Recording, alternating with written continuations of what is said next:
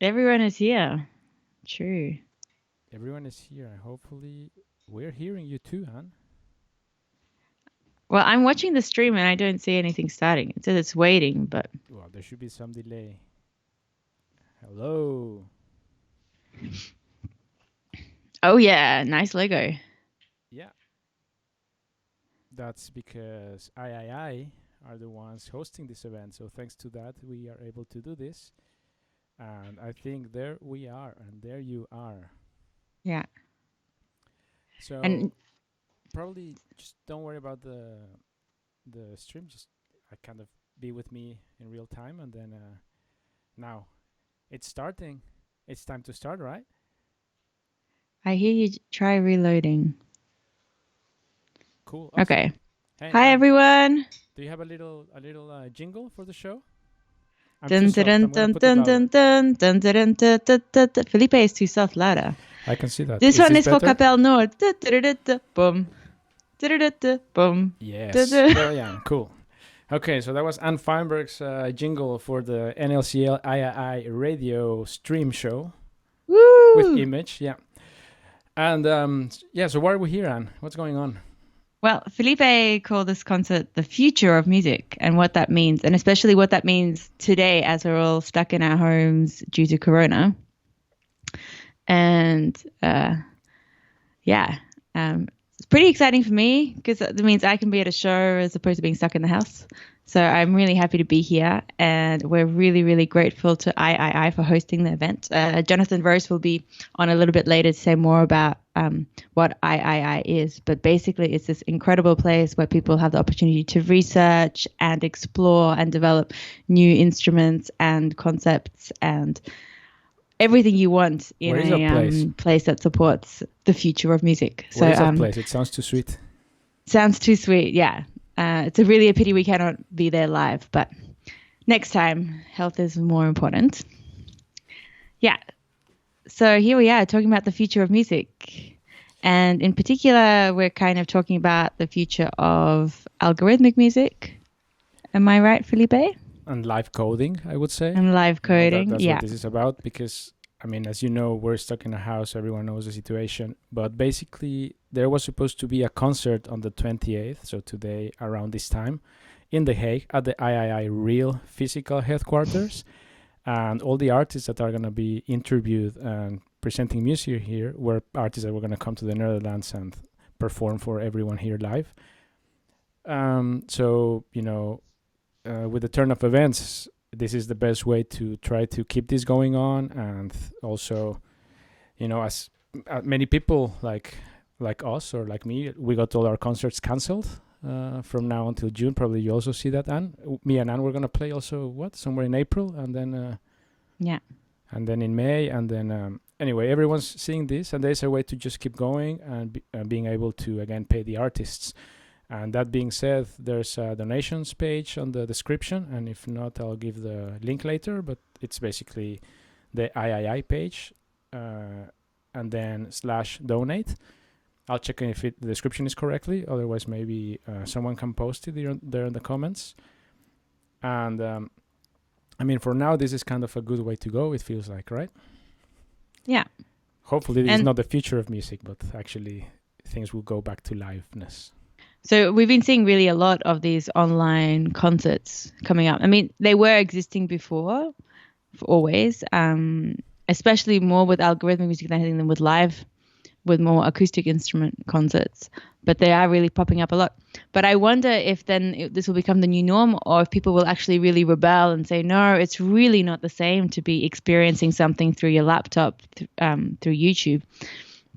It's really, we really want to be there. We want to be there live. We want to feel the sweat of the artist as things go wrong, or as they get really, really excited, or, to really feel that physical presence of musicians. I think we'll really see a divide in what people think about live music performance after this period is over.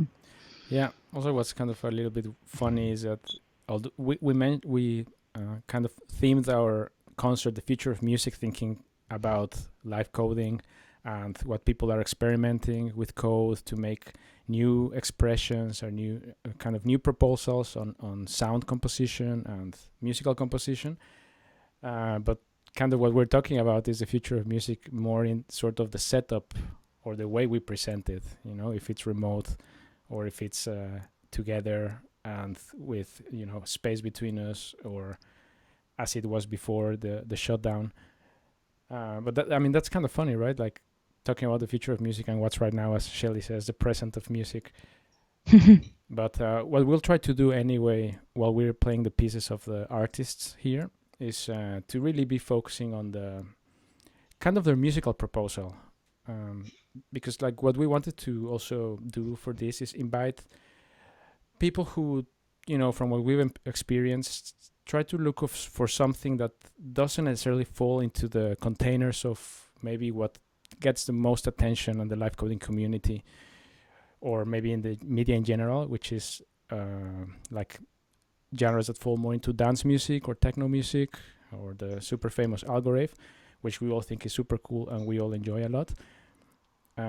Would you? Sometimes I feel that live coding has become almost synonymous with algorithm, the algorithm movement, which can make.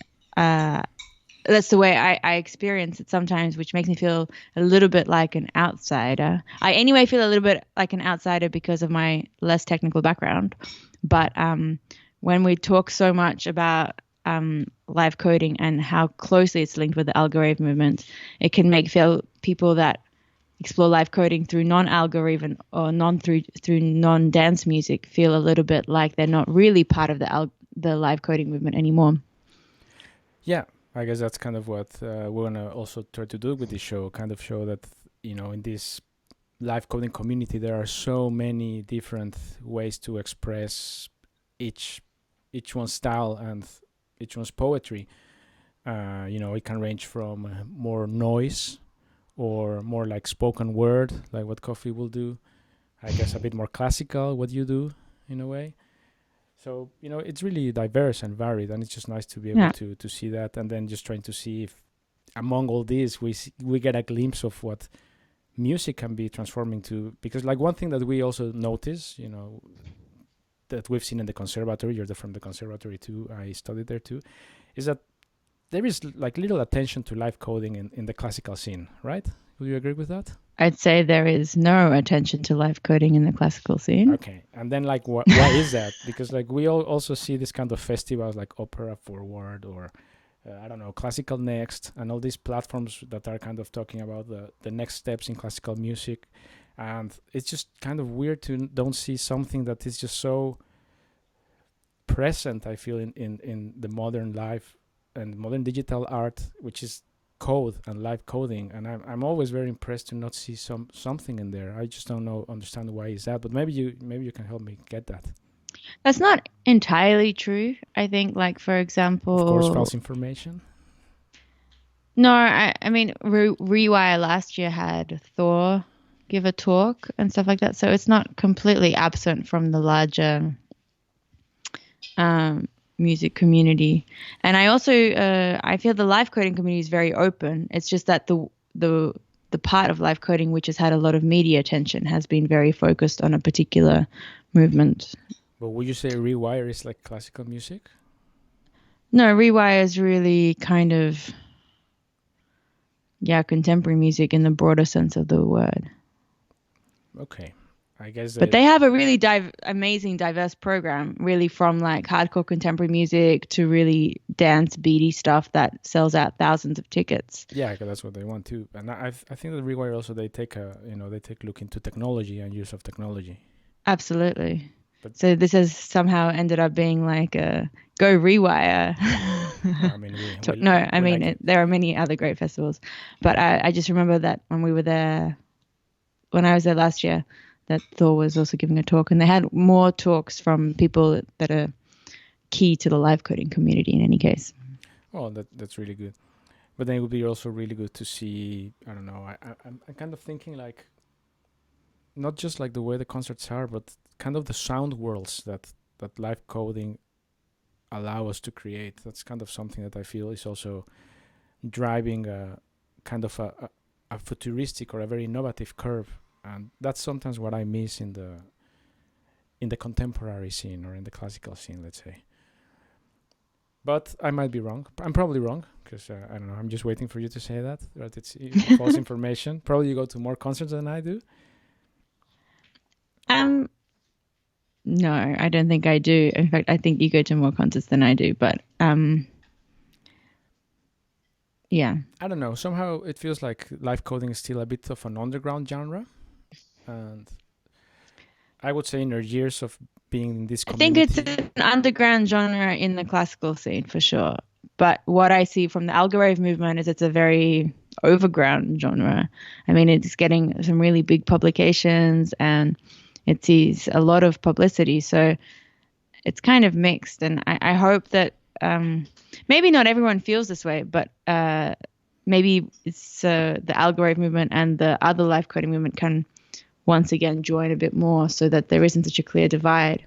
But there's a lot of things with algorave, like algorave, for example, always is very late at night. So I think it's really interesting that we're having this live coding concert at a very, well, dinner time actually, but a very PG time. Yeah. And I think there is definitely something about the time that you perform or listen to music has a huge impact onto the type of music that you're prepared to listen to. If you're listening to something that is very comfortable and grooving and you want to move, that is something that you generally want to listen to at the end of the day to unwind with a beer or whatever. Whereas music that is kind of challenging and makes you feel a little uncomfortable, like a lot of contemporary music does, maybe not the concerts tonight. I have no idea what the artists are playing, so I'm really excited to see and how we all experience this collectively. Then you need to be a bit more concentrated, I think, and that also defines a little bit what's going on. People have more spare time. I mean, you generally don't plan to do something at 10 p.m. Everything you do... well, you kind of want to party a bit. Patrick wrote Algo Matinee. I love it. Yeah. But also think about this. Also, like, I mean, to what point do you want to just listen to, and up to which point do you want to read or follow the code, or do you want to think about the code? Like somehow live coding is also kind of on the edge of music, but I mean, I don't know. It's kind of a discussion that maybe we can also have with some of the artists. Yeah. But I guess the real question is, Felipe, what do you see as the future of music? Just to kind of come back to the topic. What for you is the future? Like, where would you like music to go? Where would I like music to go? In an ideal situation. Wow, that's a really hard question. I think it's a question that everyone should try to answer. But all right, guys, fill in your comments. Where do you see the future of music? Yeah. Or maybe we should ask that question again at the end. Yeah. I think it's just a good way to maybe go through these sound worlds that the artists are going to propose. Think about the questions and discussions we're going to have, and then at the end you can ask me again. I'll try to see if I can formulate something. If I say something now, I don't know. I would say. Are you expecting this experience, the concert, to change our perception of what the future of music will be? Not necessarily, I guess, but it will probably, hopefully, it will also just open up a bit more, like what kind of music are people from our community making, and that's kind of what we wanted to do, and also what III also strives for with this series, to see what people from the Netherlands coding group are doing. So we're having artists from here, like local artists, and also international artists, and it's just a nice way to see the diversity of the musical expression in the community. And that's, I think, what will hopefully open up with this dinner concert or dinner podcast live radio thing. Also, just as a thing, everyone should post what they're having for dinner as they're eating it. Exactly. Yeah, so we all feel like we're there together. And in fact, I think food should be a much bigger part of concert events. Yeah. I'm a real big believer in like food as you watch, as long as you can eat quietly. Because as a performer, I really hate when people make noise, but there's something very comfortable about being able to like chill and eat. And that's, I guess, also one of the powerful things about online concerts is this ability to mute your sound. Yeah, or also you can just pay attention, sometimes not pay attention, do something else like cook, or just put the laptop in there and listen to it a bit. And maybe that's something that we could also try to explore with this. And I think it's also valid and it's also nice. Just put it there and listen to it and pay attention sometimes and sometimes not. Sometimes when you go to a concert, sometimes you have to struggle to really pay attention through the whole thing. Or you just fall asleep. Or you just fall asleep, and it feels a bit weird. But okay, coffee's post-lunch. That's cool. Pelmeni. I want pelmeni. Yeah, you want chocolate. I know you. No. Someone says, we're gonna Linda get close says she to... wants pelmeni, and I really wholeheartedly agree. Okay, maybe we just change this to the future of food, or the future present of of food. food. Maybe they're related. All right, so- shall we kick off with our first artist? Yeah, who's that? Our first artist is Rafaela.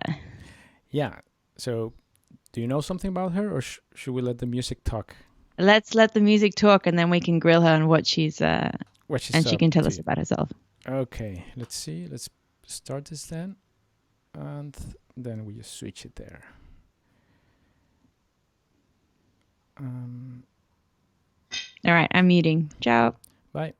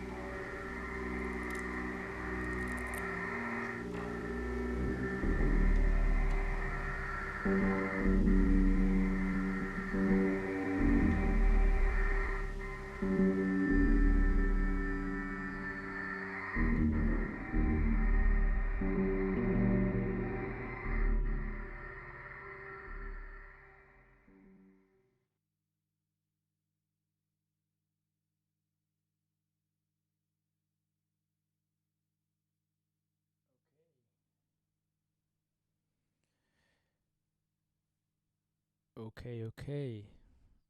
Are you back on track, Anne? Yes, I am. Sorry, I have some latency, so it's a bit tricky. Don't worry. Shall we call Rafaela now? Yes, please. That was so incredible. Yeah. Wow. This is definitely an instrument from the future, right? Yeah, totally an instrument from the future. Where did she go? I literally just had her. So let's wait until Anne make sure she calls Rafaele, and then we can talk Yeah. about it. But I mean, what are your first reactions, your first impressions? This is the first time you listen to this, right? This is the first time I've listened. I mean, let's start with And the I obvious. met Rafaela. Shall we call her? Hi, Rafaela. Awesome. Hey, That was so incredible. Joining us. That was so amazing. I have some. I'm going to plug the sound. Are you well? I'll fix it. Yeah, don't worry. You can just start. So I just want to say something, and then I want to hear all about it. What for me was really interesting because I met you, like what was it? I don't know, a year ago almost, and you told me about this project, and I've never seen it. I just like remember hearing about it. So I'm really. I think I saw that you were playing with these solar powered speakers. Is that correct? Yeah. And I have to say sorry because I said in the end of the meeting, I'm going to send you a picture how it looks. I never did it. Sorry. So this is not speakers, but it's a case that's pedal. If you put inverse. But solar panels are to charge mainly. But there's also a button that you can also control this signal of the solar panels as an analog signal. So you have 6 analog signals if you want. Wow. Yeah. So this is a question I also had. I even sent Felipe a WhatsApp like, hey, is the sound synchronized? Which was, for me, as I was watching, and I guess because it's so similar to a conventional cello, I was really waiting to hear kind of the same relationship of high and low, and there wasn't this like direct instrumental relationship between your gestures and what I heard. And I was wondering if that was a streaming issue or if that was like because you're actually coding with your playing, right? So it's not necessarily about the movement you make is the sound you hear. Yeah, I think there was a streaming problem. Oh, okay. Oh, really? What happened?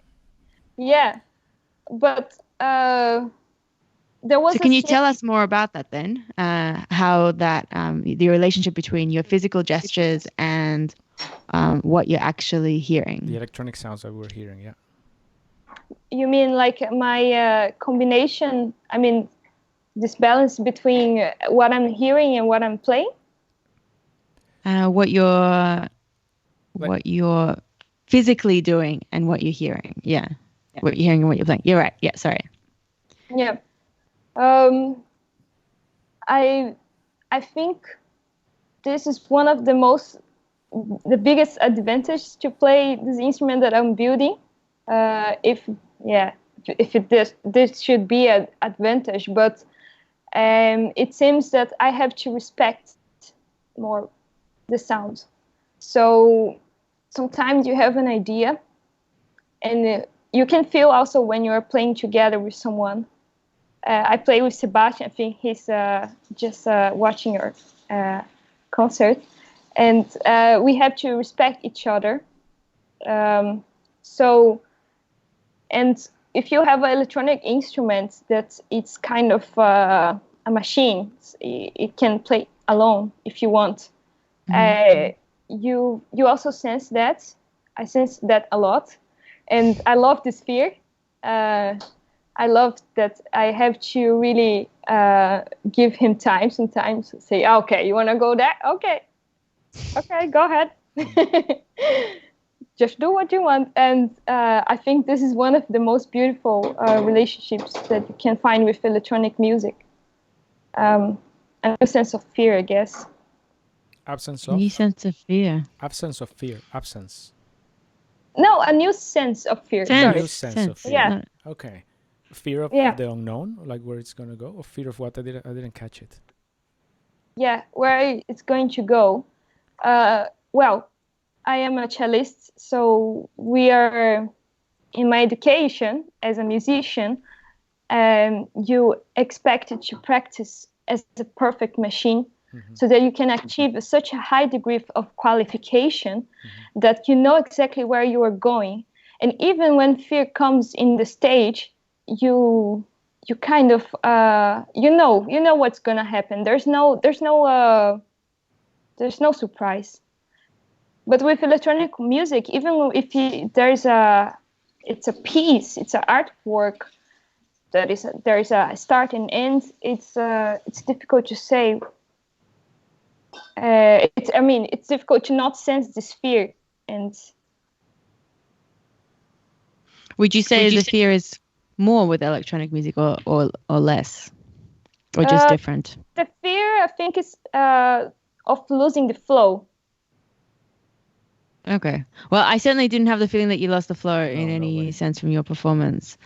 Was it improvised? Well, yeah, but that happens. And I have to confess, it's great. It's a moment that you say. Probably a lot of live coders are resonating what I'm saying now. When you have a mistake, you feel like, oh no, shit. And if you stick in your mistake, you cannot just go. So you just learn by fear.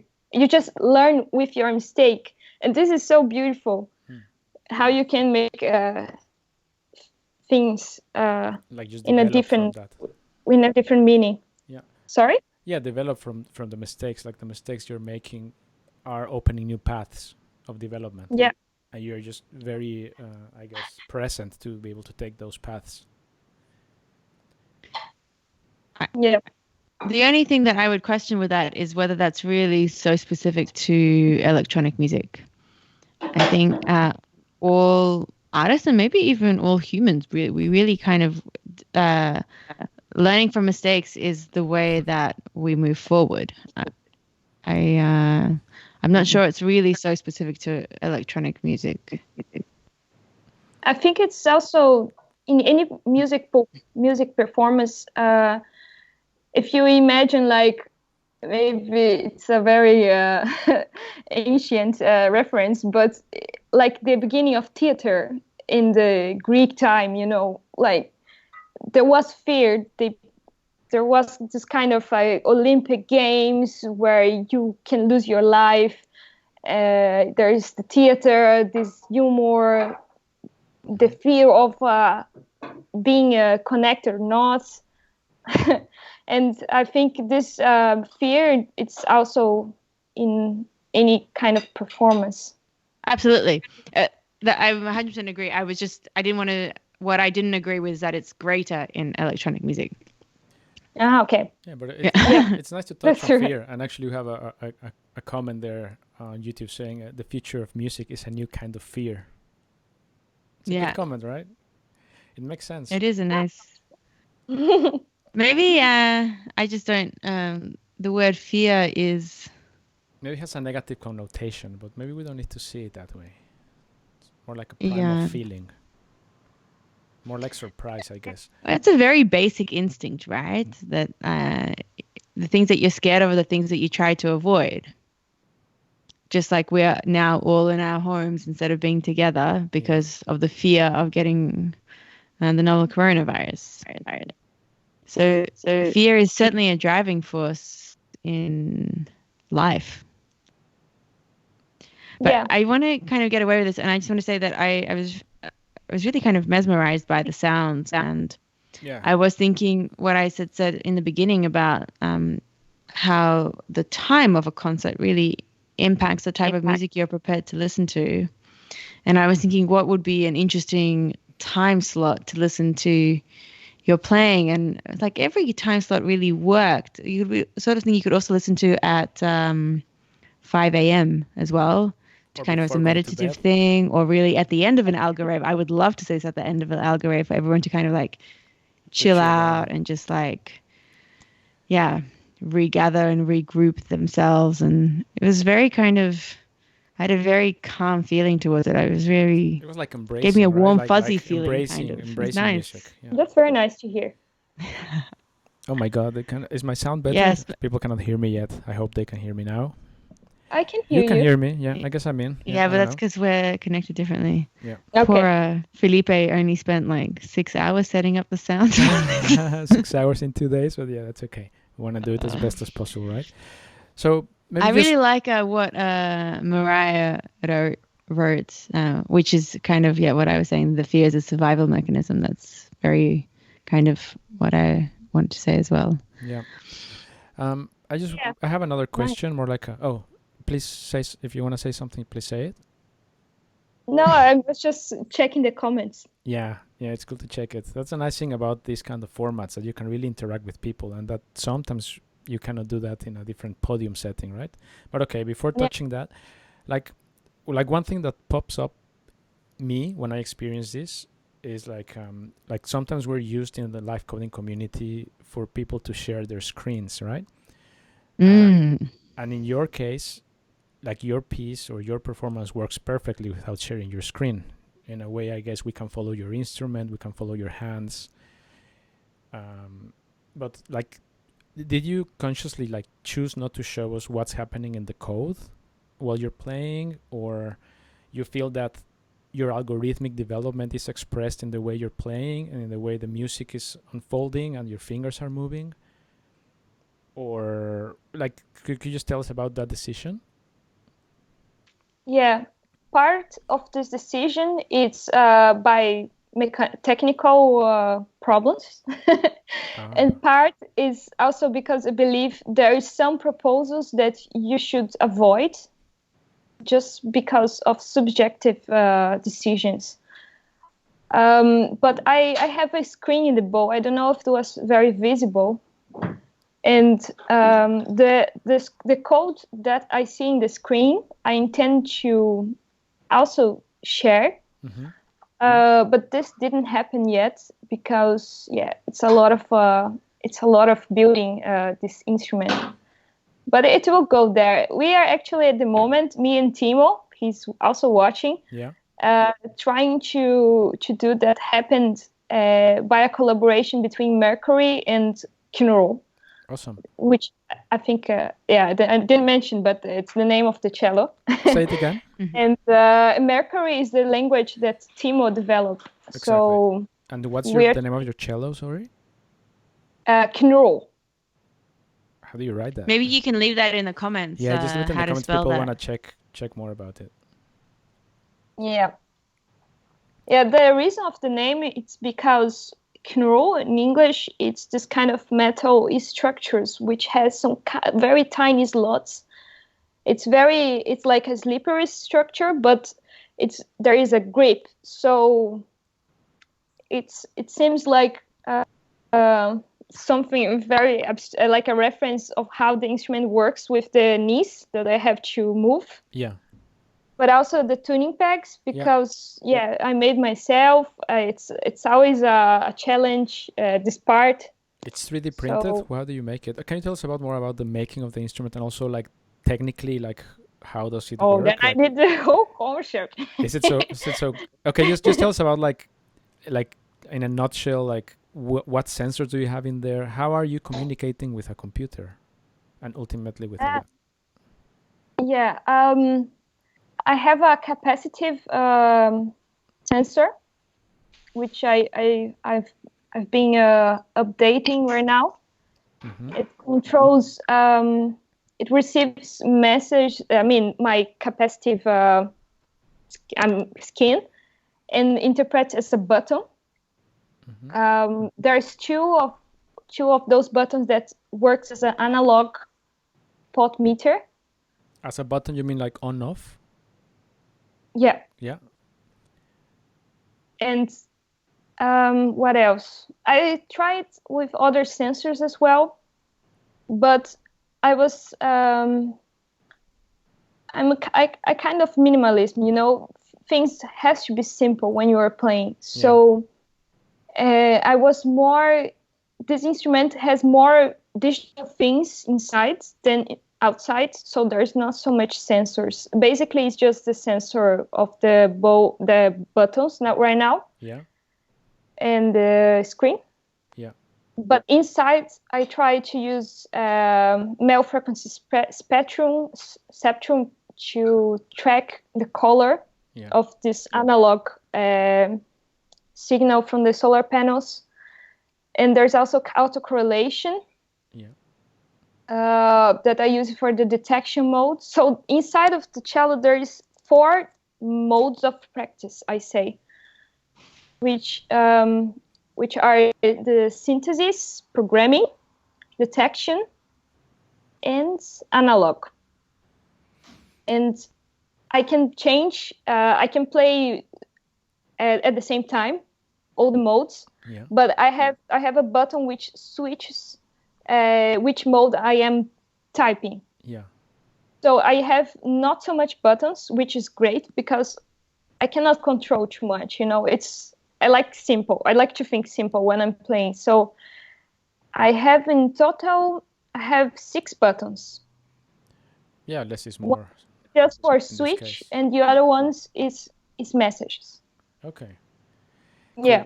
Yeah, it sounds really interesting. It sounds like really definitely we need like one whole stream just dedicated to your instrument. But definitely futuristic, definitely super interesting, and definitely making a super nice and embracing soundscape and sound world. And maybe people can visit. Do you have a website, Rafaela? Yeah, I can type in the comments. Yeah, if someone's curious about it. Although it's just my name, so. Yeah. Also, are you planning to make more of these instruments, or is it only meant for you, or you want more cellists to play? I think last year there was a lot of people trying to push me to this idea to really sell it, to make a kind of a commercial object. Yeah. But what is really my passion is to make a concept of it. So I've been trying to think more as a concept instead of a product. Just a last question about the conceptual part. Is it all solar powered? The instrument? Yeah. You mean? Yeah. Yeah. Cool. Yeah. Of course, you have to have sun. Yeah. But but you can charge it, right, and play at night. It's also a question maybe for this kind of concert. I mean, this kind of theme, the future of music. Yeah. Why there's just concerts in the evening, or why is there not concerts in the morning? But there are concerts in the morning, and there are concerts in the day. Yeah, there's just that like concerts, I guess. In our current society, generally people work in the day, so concerts are in the evening. But I think this is another thing will be interesting to see after the corona crisis, because now work hours have to be much more flexible to accommodate people's situations at home. Mm-hmm. And we'll see if indeed we can have more concerts during the day. Yeah. I think if these work hours remain flexible, because the day is a great time for concerts. People are alert. It can really, especially at the beginning of the day, or in the middle of the day, it can really kind of give you a refresh, and that's really needed. I think. Yeah. I'm afraid. I think we have to move on. Yeah. It was amazing. It was so great to watch your performance and to have this conversation, Rafaela. So everyone should definitely go check out Rafaela's website. If you get that from Anne Veinberg, it means it was good. Good. So you should be very proud of this. Oh, thank you so much. It's so nice to hear that. It's the most amazing feedback that I can get. Smiles and people talking about and saying thank you. Okay. Thank you so much. Yeah. I'm sorry, Nancy, that you feel this way in the comments. Do we really have a future at this point? I certainly hope so. Yeah. But okay, before we touch into that, let's just comment. So the next thing we're going to listen to, it's from Kofi Oduro, some really nice dude that we met in Madrid in the ICLC 2019 was that, I think. And I guess we can do it also Rafael style. We can just let his stream talk for itself, and then we'll meet him and talk about him. Cool? Sounds Okay. good. Okay, ciao. Ciao. Bye.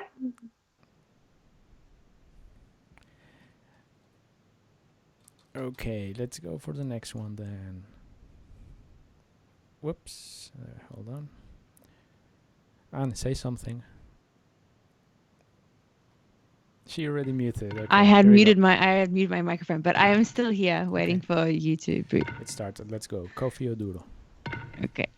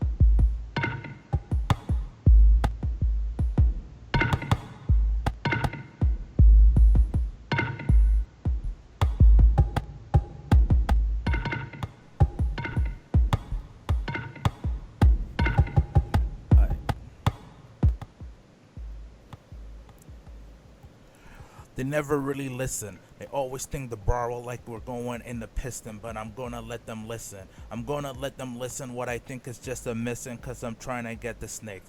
No need to hiss. This is a list. This is an array. All I'm trying to do is get their lyrics like I'm trying to get them spray. All I'm trying to do is get the flow to stay. And I'm trying to make sure that they understand I play. I play, I pray. I do this, I stay. All I'm trying to do is make sure I never stray.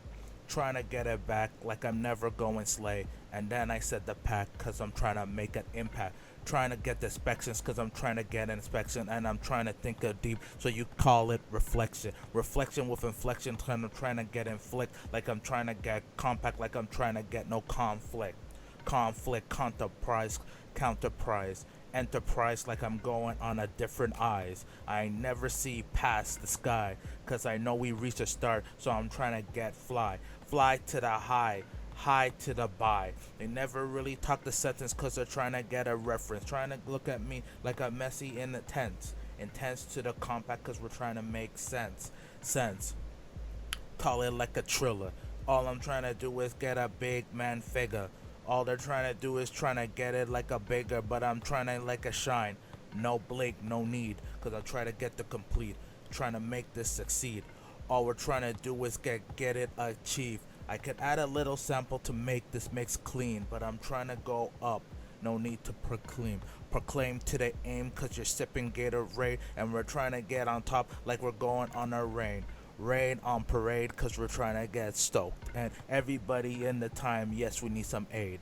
I'm going all over like my mind just scattered. And I'm trying to get the thoughts but they're just in a batter. The mixture not right, so I gotta get a splatter. And then I go to the store to make it all matter like the verbs on a chatter, cause I'm trying to get the verbs and I'm trying to get the words, trying to make them up like we go on the curve, cause this flow is just a simple, this flow is just a double. I'm trying to go top baseball, you know I'm top triple with the cycle, cause we're trying to get the verbal, trying to make the mix so we get it on the decimal, decimal, doesn't matter, cause everything I do is get the rhyme scheme, rhyme heme. All we're trying to do is get the decline on the incline, cause I'm trying to make the rhyme clean. Rhyme steams. This is what I do when my mind sees. Trying to spread all over like the river streams. River streams, river hemes. Trying to get a river team. All I'm trying to do is get my whole living different team. No I in team, so I gotta make it mean. Trying to get a self like Kofi scene. And now I'm gonna stop. I'm not gonna lock. My mind is still uncovered, so this is not a block. It's just that when I say I'm gonna live code, I gotta let the code flow. Cause this is how we get the code dough. And they don't understand how I do it with the mix. So they're looking at me, oh damn, you're so sick. Oh damn, you're so slick. Oh damn, your mind split. Oh damn, the mind's hit. Oh damn, how does that fit? How do you get it fixed? How you get on the corner and never sprint six? That's the whole me. That's the new me. This is me ciphering as I get the new team. And now I'm getting back to the Hydra with the Sonic Pie lyrics as we're trying to make it unique. So we're trying to get the purist. Gotta get the best. All I'm trying to do is say I'm not a genius, but I am closer as I get the scientist, artist. And now I'm gonna flow like I never done this.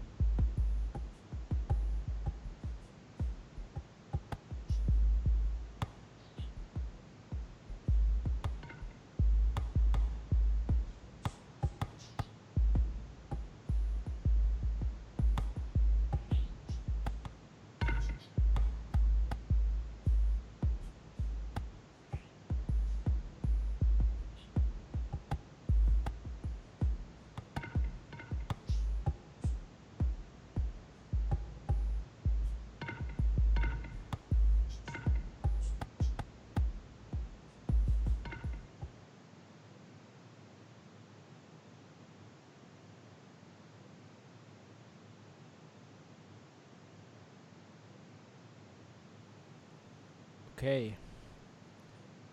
I think this was the end of it. Anne, are you there? Yeah, because I'm watching it also via the stream, so I'm a little bit behind. Yeah. Always. Yeah, it's okay. Wow, cool. I'm gonna give Kofi a call. Yeah, give Kofi a call. And yeah, I see in the comments that maybe the sound was too low, but yeah, I tried to put it was kind of the max we could, and I didn't want to mess a lot with it on the live during the live stream. So sorry if it was too low. Hopefully the rhymes were in there. Hi, Kofi. Bravo. Really Yo, cool. Yo, damn, you're this? so sick. Damn, you're so sleek, dude. How are y'all? Yeah, good, man. Hold up 1 second. Can you hear me? Yeah. Yeah. Loud and clear, man. Yeah. I can't hear myself. I'm having that mic issue again. Hold up 1 second. You're sounding Hold okay, though. up. Audio video settings. Sorry about this. No worries. It's okay. So let's while you set it up, let's talk about it. Maybe Anne can give some impressions. To me, Kofi is the kind of dude I see and I listen to, and I just get happy. I just like your flow. I like your stuff. I like your rhymes. It's clean. Thank you. Now I can hear you now, because I couldn't hear before. Now you could hear me, so we're all good now. Yeah. Did you hear what Felipe just said? No, what did he just say? Because it was really nice. Felipe, you should say it again. Come on, I cannot just repeat. Go on. You just interpret what I said. Felipe said Kofi is the type of dude and his music is and art is the sort of thing that just makes me happy. Thanks, man. Okay. Thanks. Am I louder? I try to make it happy. Yeah, now you're louder, I guess. Cool. Okay. So thanks for that, because since I actually wanted to do so, like, that was actually a pure freestyle. So usually when I do some of these freestyles, sometimes I have like little cheat codes where I will pre-type words, like, like little clues. But since we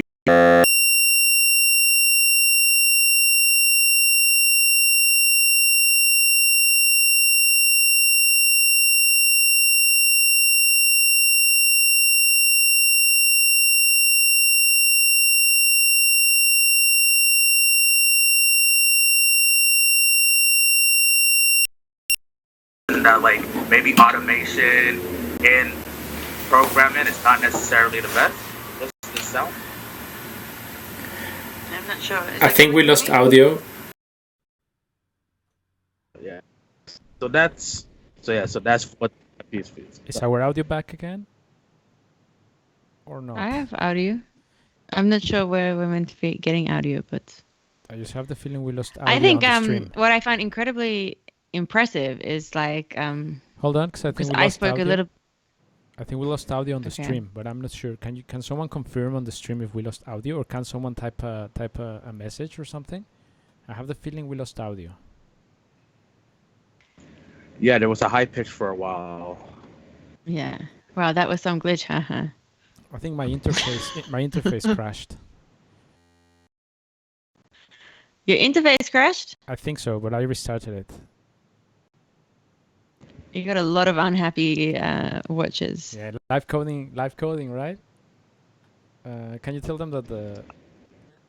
Okay, I They think say the it's audio there is now. there. I think it's there now. I think it's good. Yo, there was one moment, I don't know what I heard. I was like, maybe the bars caught something on fire, but that would have been like a little... Okay, you so know. we're back? We're back. Yeah, we're good. Okay, so what happened apparently was a crash in the sound interface. So sorry for the people who are now maybe deaf or lost some high frequencies. I guess, Only in one ear, apparently. Yeah. Well, live coding had to be there, huh? But this wasn't live coding. It was just a USB cable. I don't know what it was. Anyway, so let's just go back to what we were talking with Kofi, because I don't know at which point it just crashed, but we're back on track. So Well, what I was saying is I find it really amazing that you can engage with so many different performance practices. So you're coding the visuals and you're coding the music, and then you're also rapping on top. That's really a lot to be thinking about at the same time, or maybe not thinking, but necessarily, but feeling at the same time. And how do you experience that? Does your brain go like, whoa, like brain overload? So the first time was for the ILs. Ooh, wait. Wow, ICLC, yeah, I had it right. 2019. So I remember the day because I have it marked down.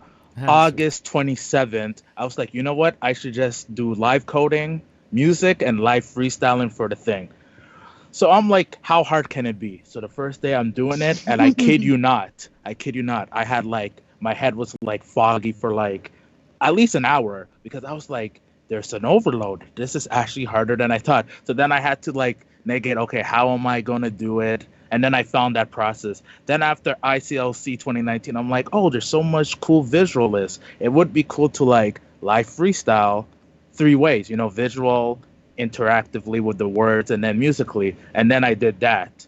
And then I realized that, oh, okay, I can put it in a performance, get some words, because at some point, some people don't really believe I'm freestyling. So then I like to ask the crowd, okay, give me a color, give me some words, and then put down some stuff. So yeah, it is an overload, but I think now I have like a proper pace because I think the visuals help me cheat in a way, in the sense that like I have something to look at apart from the music, so I'm able to dynamically freestyle because I can never get lost. I just have to look at the screen and boom. But I have a question now. So like in this kind of interactive performance where you ask people like, come on, give me a word or give me something, and then you freestyle on that, you mean you're freestyling like rhymes and text on that, a flow? Yeah, flow. So like my flow was a bit off on that one because I was thinking of doing a higher beat, but then I call it pockets. So what I call pockets are like when some rhymes are actually good. Yeah. And this happened also during the Ealer Room Equinox, where I actually had like a nice rhyme scheme. Everything is going well, but I unmuted the mic. So when you're performing live, like you don't have to realize, but I realized online is really different because you got to make sure your audio meters are up, like, and then all that stuff. So maybe you get the beeps every now and then. Yeah. And have you ever tried to, like, when people give you a word or something like that, to actually not freestyle it with rhymes, but freestyle it with sound? Like someone says, I don't know, birds, whatever, and then you try to, instead of make a rhyme that goes with birds, you try to make some sounds or patterns or sounds of patterns that represent birds, or sometimes make visuals that are birds, like. But sometimes that's actually what I'm trying to do next. Yeah. I'm trying to have like a whole, like, because right now I'm just using the default pack in both Hydra and Sonic Pi. But I know with Hydra I can also implement a lot of visuals, and I know with Sonic Pi I can install a lot of my own samples. So what I'm trying to do is get more of the surrounding sound, because I could do something like, if someone tells me something like that, I can like try to record a sound straight off my phone or bring that into play. Yeah. So that is part of my next evolution of making the whole thing interactive. Like, let's say that's your personal future of music. Yes. To freestyle on all three, things you're doing: the sounds, the rhymes, and the visuals. Yeah, and the interactivity. Because another thing that I do lately to give people a special feeling to my pieces is that I have pre-written cue cards that sometimes make no sense and sometimes make sense. And all this is supposed to do is just throw people off and give them a unique experience that they did not know. So it will be like, let's say I'm freestyling for both of you. I will give you a card that says climate change. And the other person, have you ever thought of working in the sewers? No matter what input I put, it will affect how you listen to my sound. And this is a way that I try to play with, like, how now we have personalized playlists. So the personalized playlist that I'm giving to the audience, it's rather a random set of cards that you either take it seriously or not, but whatever I gave you, you interact with my piece in a different way. Do you think you could bring that to the online experience? Yes, I see that actually in the chat where someone said it could be interesting to use some images in Hydra. I have done some pieces with that, because with the screen capture where I have like 10 to 15 videos, put in the image, go around that and all that. So yeah, I am trying to implement that. So that is in like what I call live spoken version. I don't even know what version I'm at now. I think I'm at version 2 or version 3. So keep that version 4. I have another question about like what we just streamed and presented there, the video. Like, did it crash at the end? Because it kind of stopped abruptly. So that's question 1. And question 2, like I see there that also you have there like one of our homies there on the comments, which is Rodrigo Velasco, right? Triste Tren. Yeah. What's that? Why is he there? So in Hydra, whenever I restart, Yeah. Hydra has a gallery of code. So whenever you press the restart button, it restarts the code. And one thing I like doing is that I like respecting people's work. I'd never try to steal people's work. So whenever I restart, I let the people code see. And I also feel it's good because hip hop, where like the freestyling that I like to do comes from, has a lot of emphasis on remixing. So what I like to do is that I like to show what other people code is, and then while you see it, I show you how I destruct the code to get back to freestyling. So like that's why you will see at times other people code stuff. I show their name, and then once I did enough that is my remix, then I'm like, you know what, this is what that person influence does. And that's why you see that name, because it was ended abruptly, but I like doing that because due to that random gallery, I let other people mindsets affect my flow, so that can change my sounds, that can change my words. So it adds to the whole like, I don't know what's coming up next, neither do you, so we're all in this together. That's sweet, man. And it's a really live experience. I really like that. That's really. But I like the hip hop, bringing the hip hop into the idea of remixing and samples. Are you doing that with the code too, or you're just approaching? Samples, or you're also you're loading code from other people. Yes, I'm coding like because there's pre-built samples, and then in some of my other pieces of code, I do like use samples go in because like hip hop is very heavily sample based. Yeah. So I've been like chopping and screwing that and making like these audio visual films and the poetry. Samples, beyond samples, do you ever load like actual algorithms or actual like programs that someone built and then start deconstructing them? Like just this thing you did with Hydra, with Rodrigo's code. Have you ever done that with sound? Yes, I have done that because Sonic Pi has beyond samples. Trick. Yeah. Where some people have done amazing, like where they just take some frequencies. Like I remember for one period of time, I was all over like binaural. Yeah. And I see in the comments someone said, so do you specifically search for code from others? Not really. I like to be influenced. So I like to listen to all of you live coders and then all my musician friends and try to take pieces.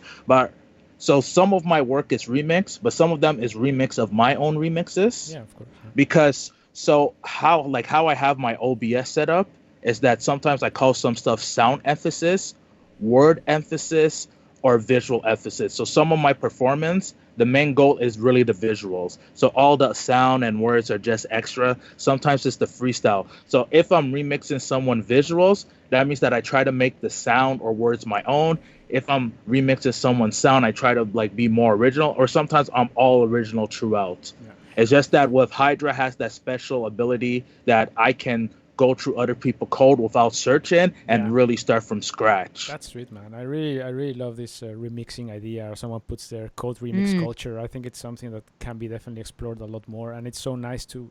It's also a nice way to, pay tribute to other people who have coded amazing stuff. Chop and screwed code, also. But so we need to move on to the next one. So, what about dropping us like a 1 minute freestyle just to introduce the next one, man? Okay, what's the next person's name? The next person's name is Rafael from Brazil. Rafael, Brazil. Okay. So next we're going from Canada to Brazil, down south. And now I'm going to remix this line. This is probably another form of live coding, but it doesn't matter if it doesn't contain a rhyme, because now it's time to show other stuff from the north to the south. And it doesn't matter though, even though times are tough, we're all together. And hopefully we can weather the storm together, because sometimes the rainy days just means times get better. And that's what we're doing from the violin to the free spoken lines that I do when I live code, because creativity is not in a matter that it declines, because we're all trying to go up. So we're all trying to climb like the mountains in the sky, like the mountains in the line. All we're trying to do is make sure that the times are fine. Community is needed, because there's no I in team, but there is other stuff. And now I'm choking, but I'm going to keep it rough. And you see the struggle, but now it doesn't matter, because we're trying to keep it bubbles, like we're trying to keep the bumble, because just like bees, we got our own hive and we got to take care. And that's what should arise. But sometimes we get personally, but it doesn't matter, because even though the flow is mentally, socially, hopefully we all care and that makes the world better because it's not about us, it's about humanity. Sweet, man. I love. Woo! Yeah. Danzig. Thank you, Damslik. Kofi. Amazing coffee. Now, you're my homie, man. You know it. Yeah, yeah, for sure. And this is good so far. It's a really, really cool experience. Hope everyone enjoyed it. And now let's listen to some Raphael from Brazil. Okay, let's go. I'll set that up. And, while I do that, Anne can say something. Oh, I was just about to tune it. So I have never met Raphael. So I'm really curious to see and hear what you're going to do. Say more stuff. Okay. I thought Coffee was going to did this amazing, like all the words that could be said. I don't have anything to add. Okay. It's almost loaded, so we can unmute, I think. And I'm gonna start playing it now.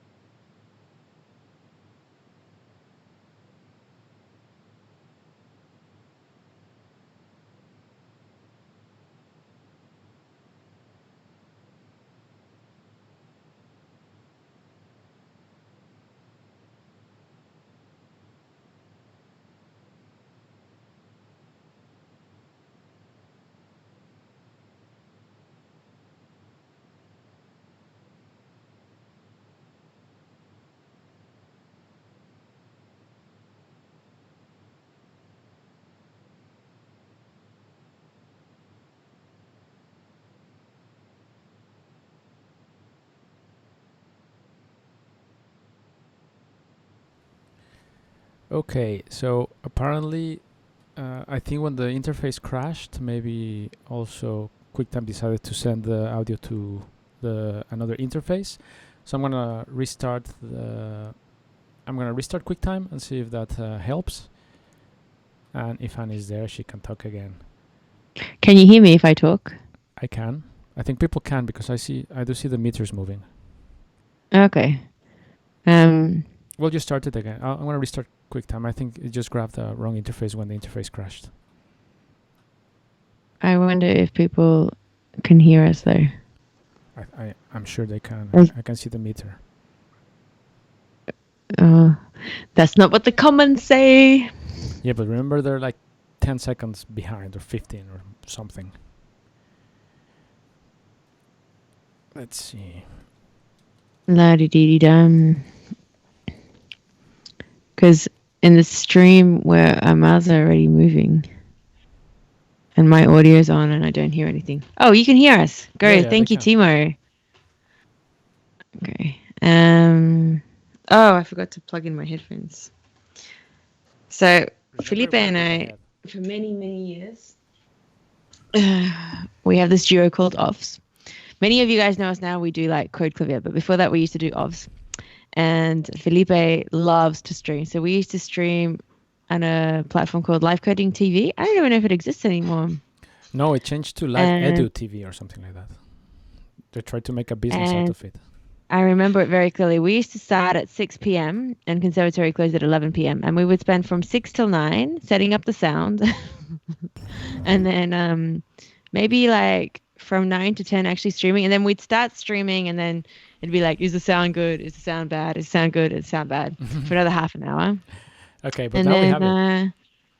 And then we'd get like an hour maximum of playing in before building closed. So streaming sound is always deceptively difficult in my experience. Yeah, it takes time. I mean, also just setting this show took us like so long. But now, yeah, apparently now it should be okay. So let's give it another chance. Yeah. And here we go.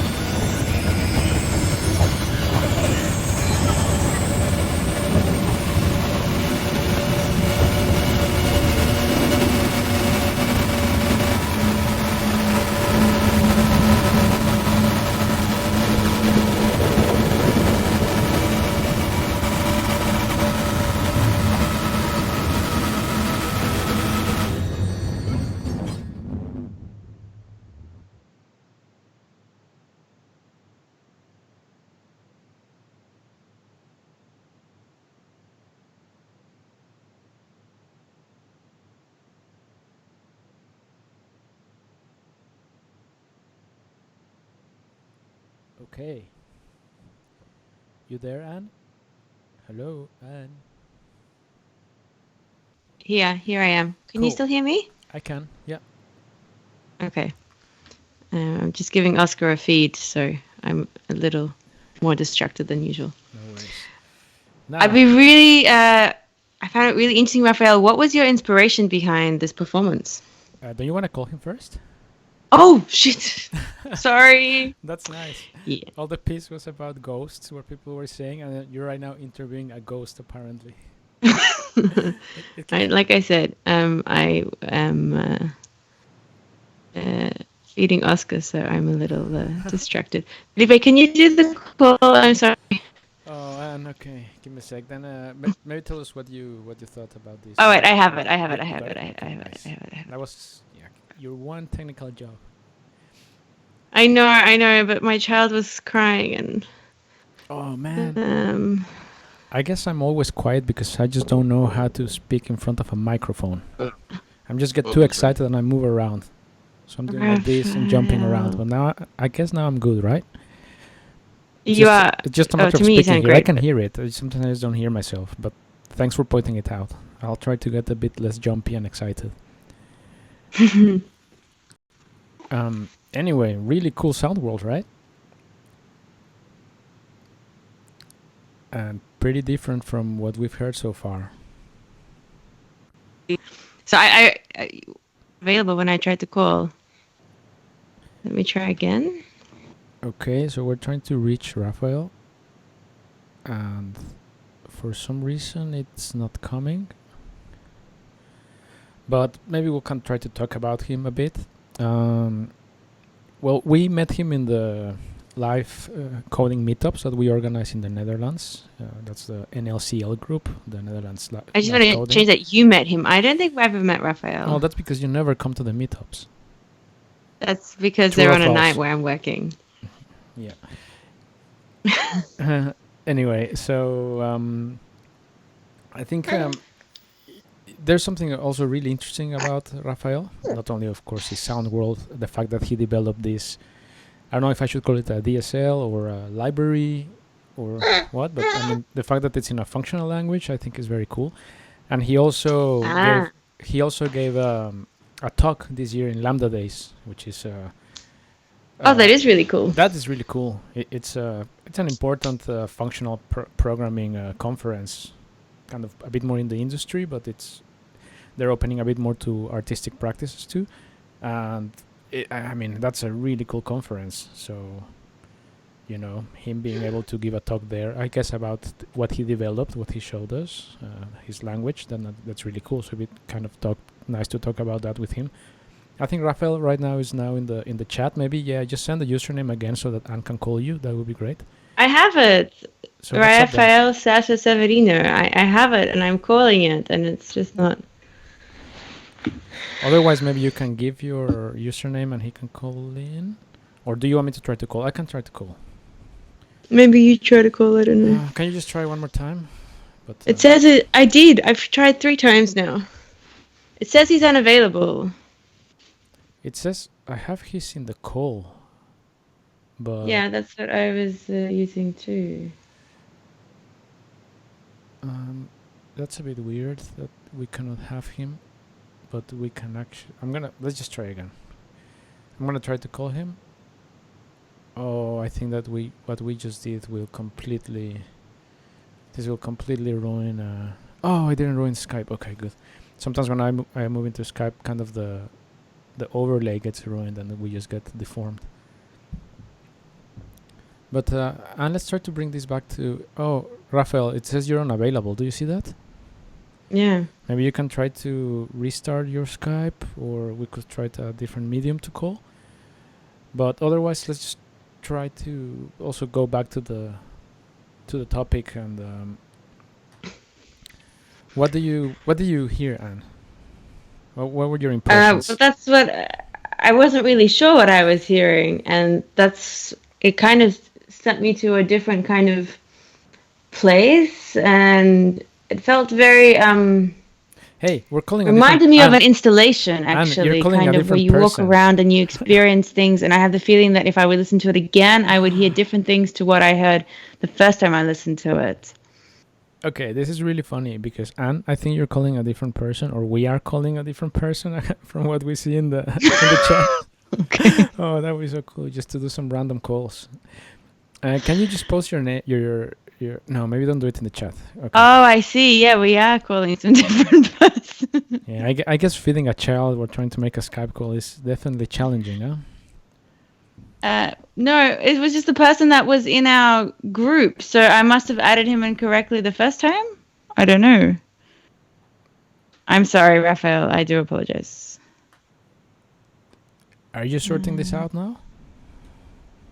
Or do I need to jump in? I'm going to sort it out. As soon as I...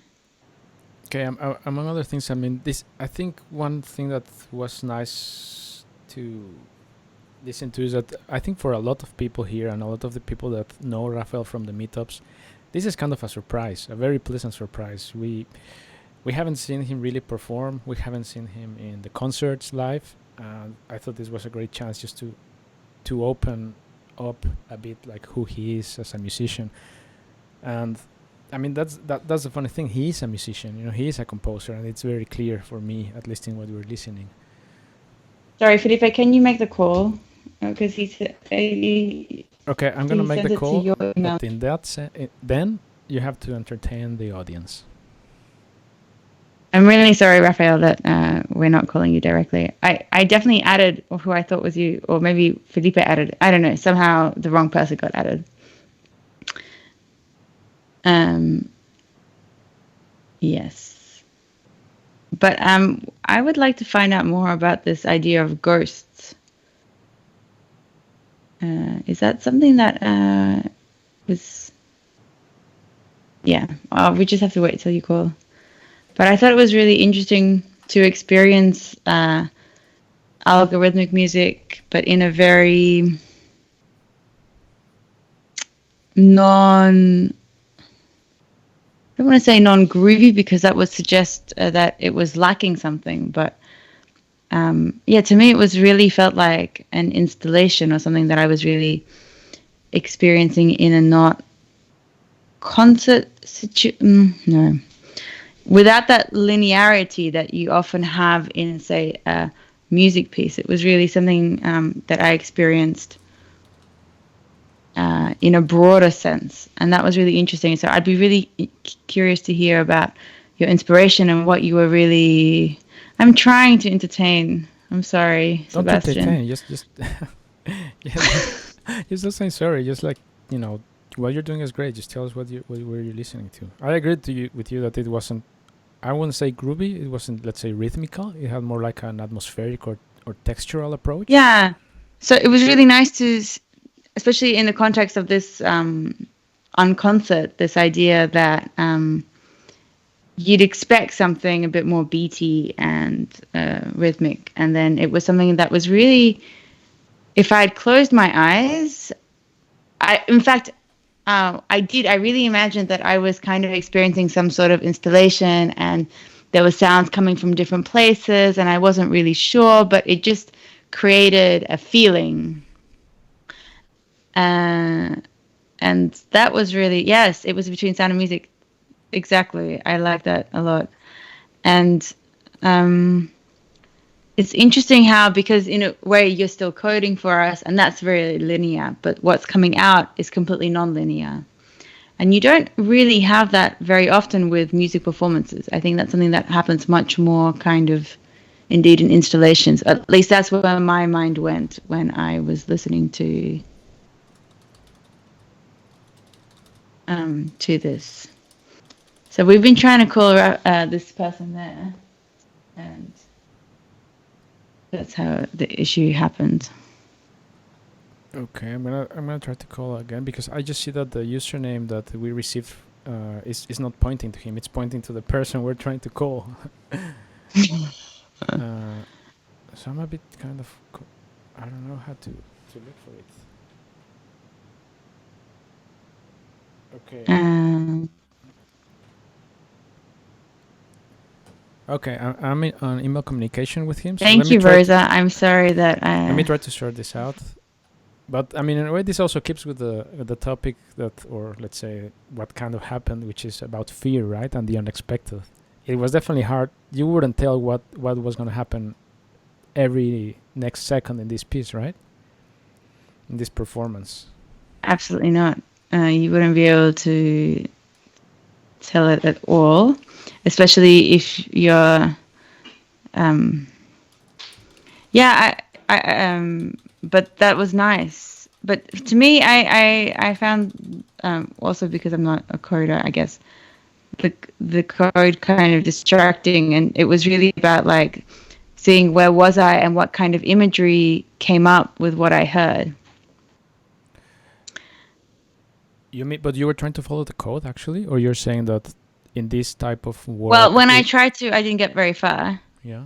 And it wasn't about following the code. It was about like, where am I and where does this soundscape really take me? Yeah. And I think it was one of these performances, for me in any case, where the code wasn't really necessarily the exciting part. It was really what it created as opposed to seeing it unfold. But that's a personal thing. Maybe those of you that are more code inclined would very much enjoy watching the coding itself.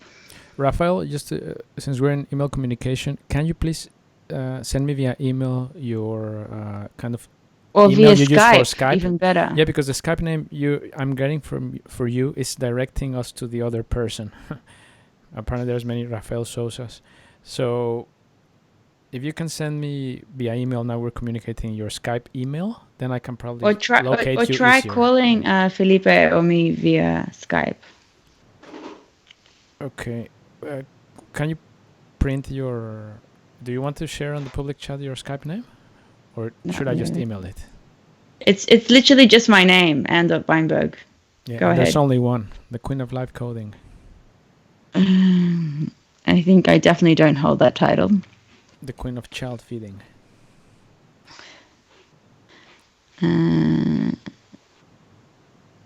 Yeah, it was very visual. I agree.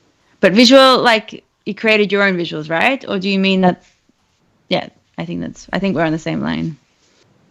That's why for me it felt like an installation. I really imagined that I was transported somewhere else, and then everything came together, and yeah.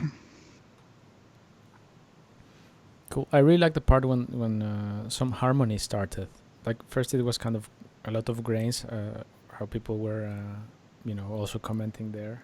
A lot of granulation, a lot of samples, playing with those samples and grains. And then there was this kind of harmonic part, right? Kind of this, I don't know, droney, I don't know how to call it. I'll just call it harmonic. That part really gave me, like, at first it was kind of spooky. At that point it became like really chill, really just cool to listen to. Again, kind of embracing. What was your favorite part, Anne? I didn't have a favorite part. It was all kind of.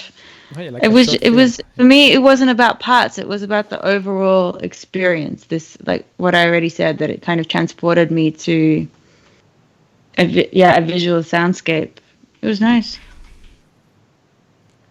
Yeah. Okay. What we can do, just to maybe not, because maybe like we could have like very little time with him if we talk to him. We could just try to move on to the next, and then we'll try to sort out the Skype interview at the end or towards the end to be able to talk to him a bit. Is that kind of an idea, or?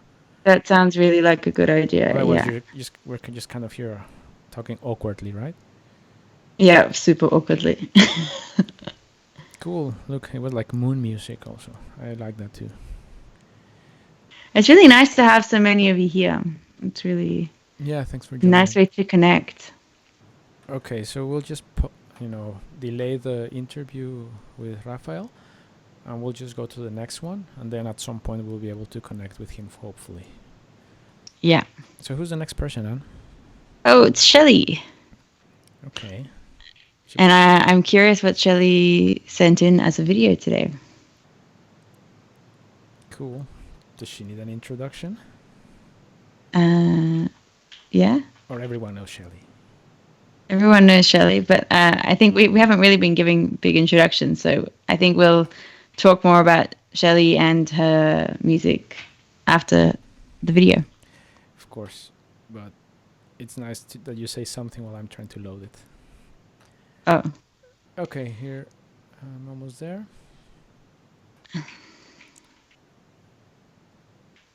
Okay, so we'll just jump to the next one. And then we'll try to connect with Raphael in a bit. Okay, enjoy. Ciao.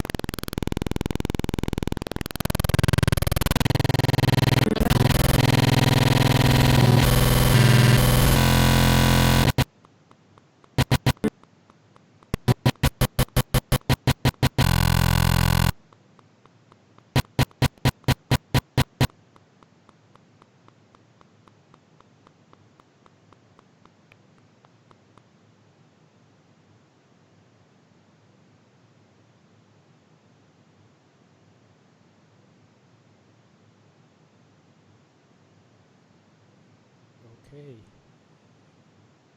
Okay, and are you back online? Online. Sorry, now I'm back online. Okay, good. So now we're going to call. Interesting. Cool. Really cool. Definitely That was really punk. cool. Definitely punk. We're going to call Shelly and Raphael. Yeah, so it seems that we're running a little bit late according to the proposed schedule, or maybe what the stream description says. So we're going to try to compensate by calling Raphael, which didn't work on the last one, and Shelly at the same time. And then we'll just try to catch up on the time. But it might be that we just keep on streaming for a bit longer than we originally said. Yeah? We'll try to catch up, because anyway, I can already see from Anne's face that we should just stay on time. What? My face doesn't say that. Oh, okay. So let's Hello? make the call. Did I succeed in adding them? Why am I so Being confused? said this, we just have to make sure if also Robert, which is our last artist we want to feature, is okay to have a. It's okay to have a little bit of a, be called a bit late. Oh my god! Again, my sound is bad. Hello. Is that Shelly? Yes. Hello. Hello. Hi. Hey. Hey Shelly, how are you doing? I'm good. How are you guys? Yeah, I'm good. I'm still struggling with the microphone. And that was really punk. That's definitely punk. Really Yeah, that was the plan. Yeah, definitely close to noise aesthetic also. And also curious about what people were saying and what you also said about this kind of collaborating with yourself and double coder. I'm curious how you came up with that, because it's definitely something I hadn't seen before in a live coding performance, and it's definitely an interesting and innovative concept.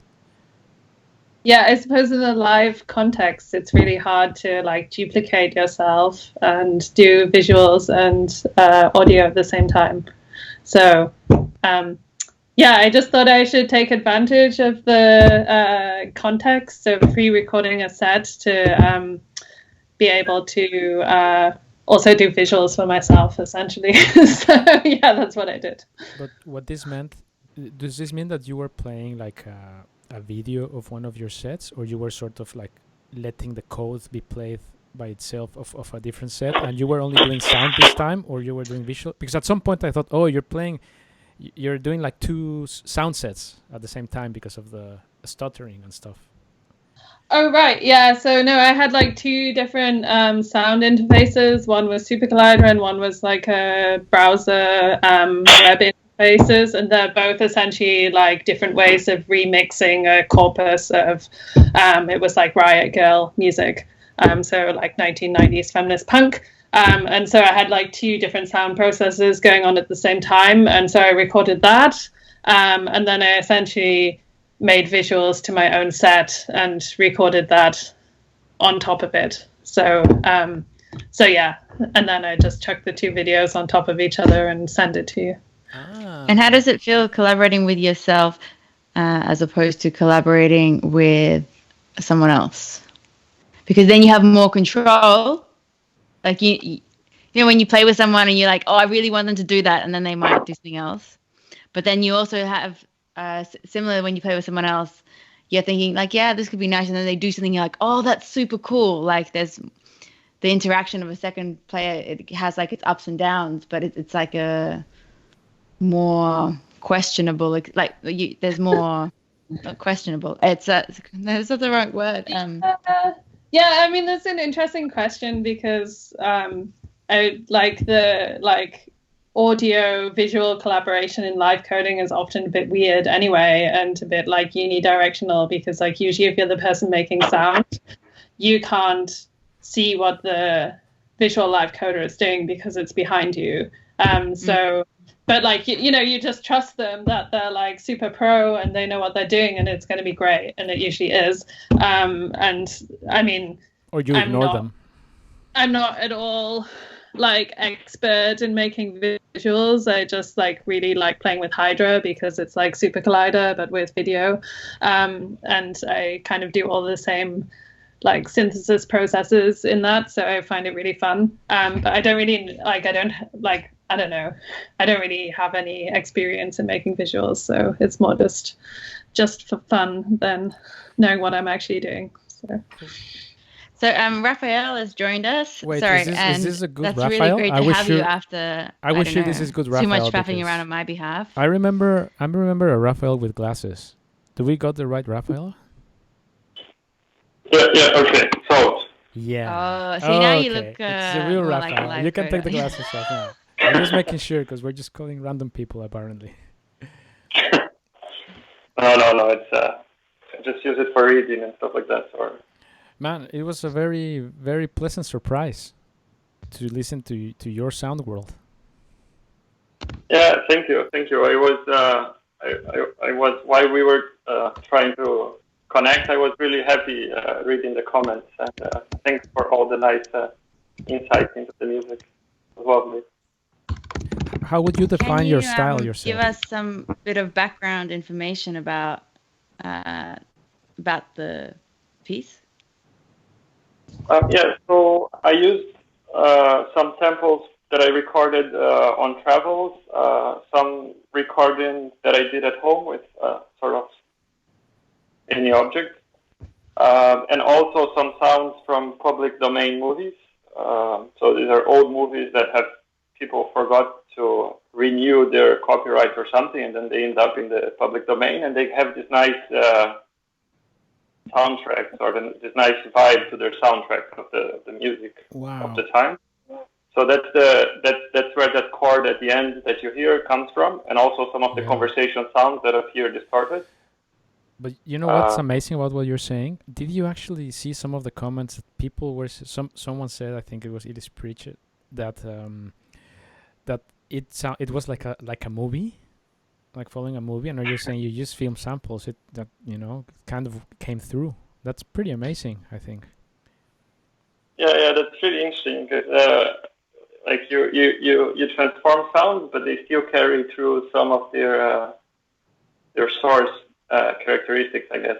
Yeah, kind of its essence. It's really nice that it shows. Yeah. Cool. And how did it go in Lambda days? Or tell us about also like your functional approach. Yes, in Lambda days, I ended up talking more about the synthesis part and less about the live coding aspect of it. Even though I used it to make the demonstrations and make changes on the fly there to the synth examples. So the reason that I end up using a functional language like OCaml was that I was already using it for my music, but not for live coding. So I already had some material, some code for algorithmic composition. So when I decided to get more into live coding, it was more a decision of, okay, I want to keep using all the things that I already have in this new medium. So then I decided to keep using OCaml and just build some environment to do live coding with it. Awesome. And could you actually let's go back to Shelly so that she doesn't get bored there. So and this concept you came about like Riot or punk, what's the aesthetic approach there, or maybe not approach, but more like what are you looking for? Yeah, I guess like I just felt like there's like a lot of parallels between punk and live code and Algorave, at least in terms of like the process and sort of seizing the means of production and the politics as well. And so I guess I also kind of like punk, so I was just like, yeah, it'd be kind of cool to make a. I suppose I thought about it as an Algorave performance, but it's actually really noisy, so I'm not sure it really works in Algorave. To make sort of an Algorave performance that kind of like references punk and sort of thinking about what the parallels are. So I guess it's more. Sorry? Would you call this an Algorave performance? I guess for this context, I didn't really think about maintaining a normal rhythmic parameter that might be passable in a Algorave context. But I mean, it certainly would be possible to make it more like normatively rhythmic and less sort of free form noise. So yeah, I guess it's sort of sitting in some kind of weird space between Algorave and not Algorave, which is perfectly in line with the theme for this evening's concert. Yeah. One of the questions I actually had for you is because you were maybe one of the key people in this lineup that actually does a lot of Algoraves as well as non-Algorave live coding performances. And so what you just described, normatively rhythmic, are those the key characteristics of what makes an Algorave performance from you as opposed to other live coding performance? Yeah, I suppose when I'm not doing Algorave, I feel a bit freer to like push the boundaries more of like what's kind of acceptable, because you don't have like some people on a dance floor who are expecting to dance. Like, so it's like if it doesn't make sense or isn't like, you know, a standard EDM beat-based thing, it's fine. Like it can be freeform and it's cool. But yeah, I suppose for me, Algorave has always been kind of funny because I more or less like learned how to make dance music in the context of Algorave. Like before that, I was doing sort of like noise and experimental music. And so when so like through doing live coding, I ended up playing Algoraves. And so I was like, well, how do I make like this noise stuff work in that context? So it's sort of, I guess when I first started doing Algorave, I was more or less sort of quantizing noise music into more like repetitive rhythmic structures, and that kind of works somehow. And I think I've forgotten what the question was exactly. I think also that we don't need to contain everything within the Algorave format. Of course, it's like a very attractive format, and it's very nice to go to a club, drink some beers, dance a bit and stuff. Yeah.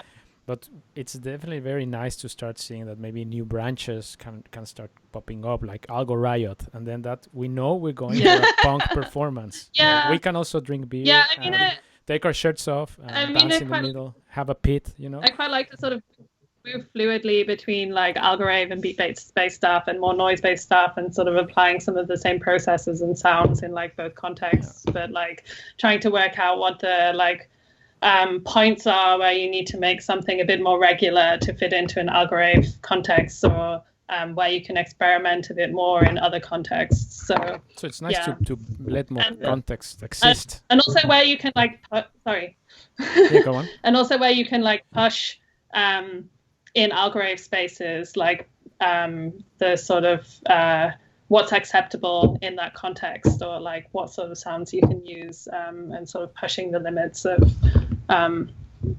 what you can play in the dance music context.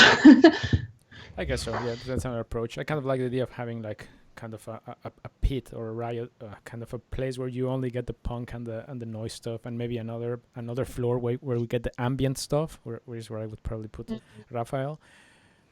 But anyway, really cool. I'm the opposite. I like the idea that we would be all together and you could put this all in the same evening, right on the go, and it would fluently flow from one to another. Imagine you're dancing hardcore and then suddenly you like turn around and you're in this like ambient, surreal kind of like soundscape from Raphael, and then you do some more dancing, and then you end up something which doesn't have that symmetry in the rhythm, and you're kind of awkwardly moving. Let's face it, most of us move pretty awkwardly anyway. So why should we actually try to move in a conventional rhythmic manner?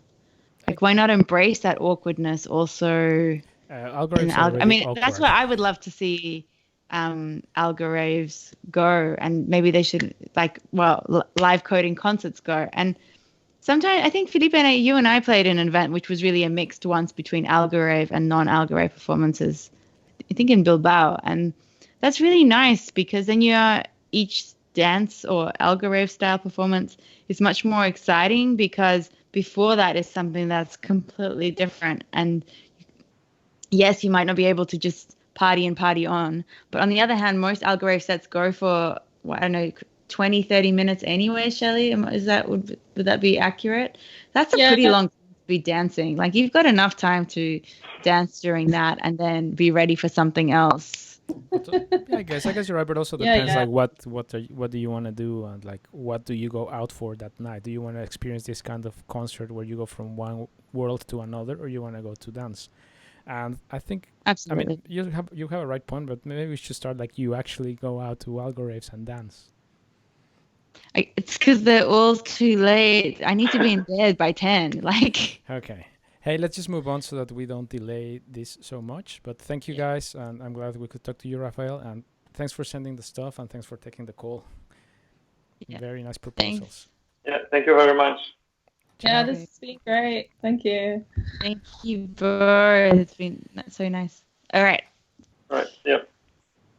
Okay, so we're gonna go to our last featured artist, which is again local talent from the Netherlands.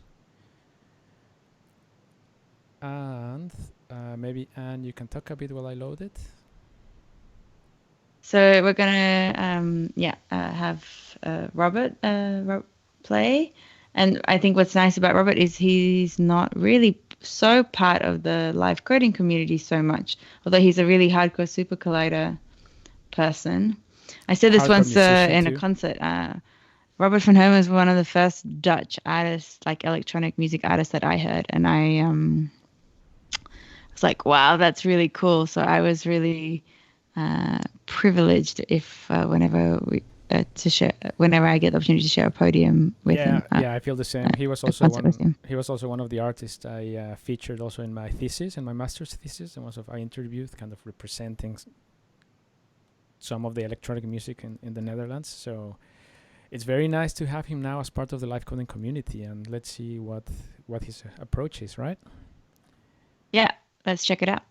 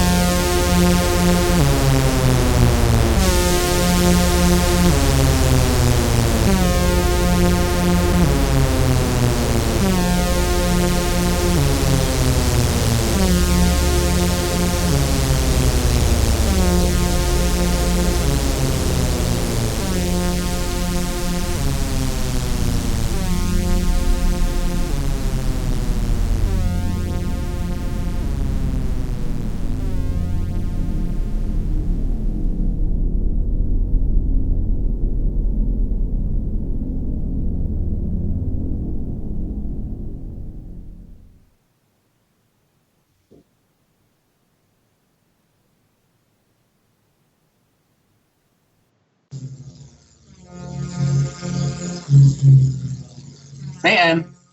Hi. Okay. I thought the video already finished, or am I wrong? Didn't finish yet, but Oh, sorry. Okay. oh man. Hey, we're online.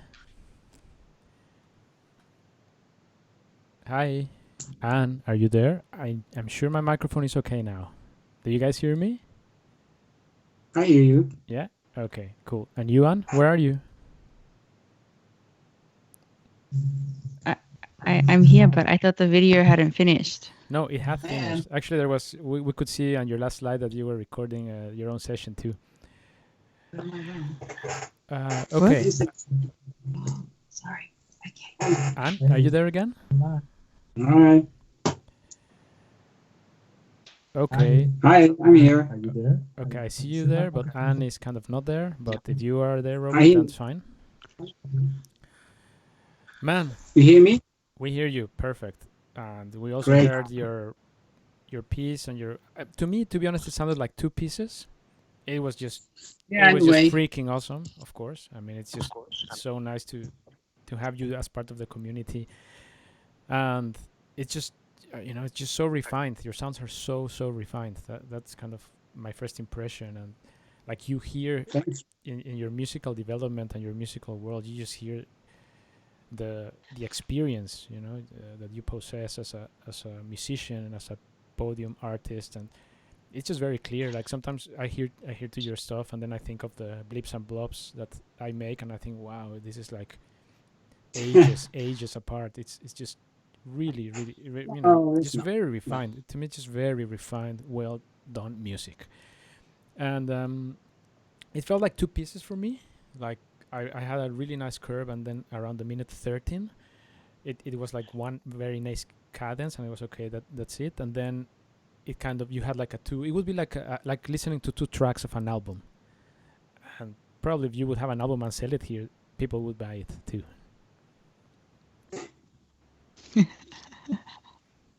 Yeah, actually, I mean, it was basically two ideas that I was interested in exploring, and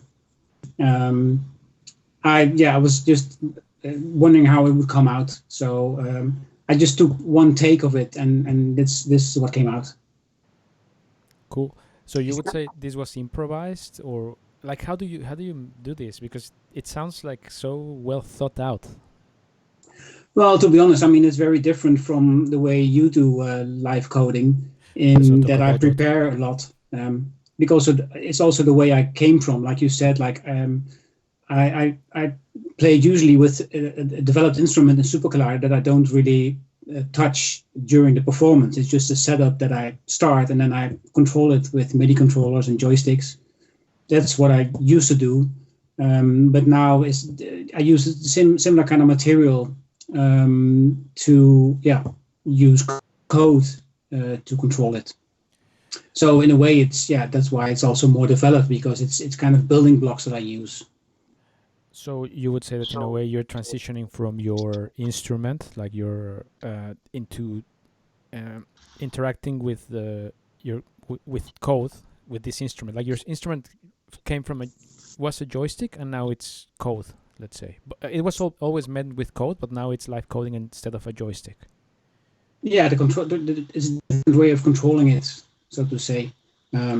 And when I started looking into live coding, what I knew at that time from live coding was what I saw you do. Oops. And so I started from nothing, from scratch. But very soon I was not satisfied with the sound I could make within a certain time frame. So I started using kind of building blocks, and in that way have more sophisticated sound, or more complex sounds, but still have in the code. It was interesting that somebody in the feed said live in quotes, which I find interesting, because that's kind of also, whenever I'm doing live coding and also in general electronic music live, there's always this thing like, when is it really live and what does it mean live? And in a way I can understand why people think this is not really live, because it's all prepared code, but the structure and the timing is done live, of course. So I don't think people really mind that it's all prepared, and it's not all prepared also, like your train of thought is not prepared, and whatever level of coding you're doing, like right now it's very transparent when you're doing, and that's also nice. So even if we see your big blocks, you could just put those big blocks in just one function of one variable, and then maybe it looks less prepared, but in the end it's also the building block is there behind. A lot of work is already done, so I wouldn't worry about that. I would like to hear a little bit about your ideas or the impact of changing the interface from a joystick and MIDI controllers to using the code itself as the interface for your coding, and how that impacts your music.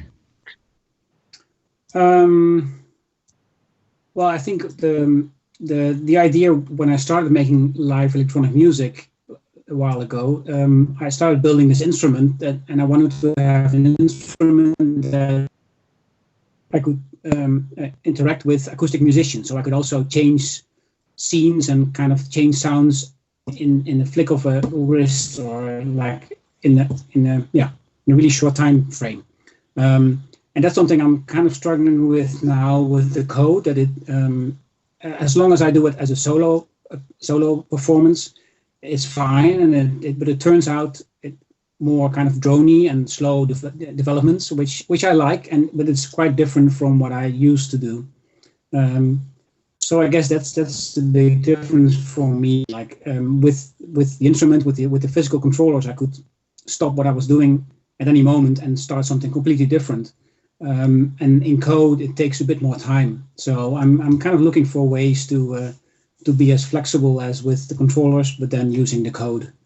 But don't you find you have at the same time more control and changing things very specifically, because you can also. So it might be slower, but it's in a way more specific and more not refined, but less crystallized. Yeah, it's a different way of a different kind of freedom. Like with the instrument, everything is fixed. I can control a lot of parameters, but I cannot go beyond that. And in the code, I can change any of the parameters in the sound, but it takes it's on a different time frame level, so to say. But definitely, it's more. You have more freedom in the way you can change, all kinds of details within the sound. Yeah, cool. I really enjoyed the set. I thought it was a perfect way to finish this evening. And in some ways, I would say this was the most Algorave of all the sets we have. But again, for me, that comes kind of a little bit back to timing. So it's a nice way. We've had a lot of really interesting. All the performances have been really interesting and very different in their own way, and some have been more challenging than others in terms of like how much concentration you needed to appreciate them, or where they sent you kind of in terms of your imagination or what they gave. And I found this really nice way to kind of chill and finish off I found this has been a wonderful evening. So I want to thank everyone, also everyone on the comments. It's just been a really nice way to connect in this period of lockdown. There's been also 9 donations, so thanks to everyone who donated. And if you still want to donate, the link is open.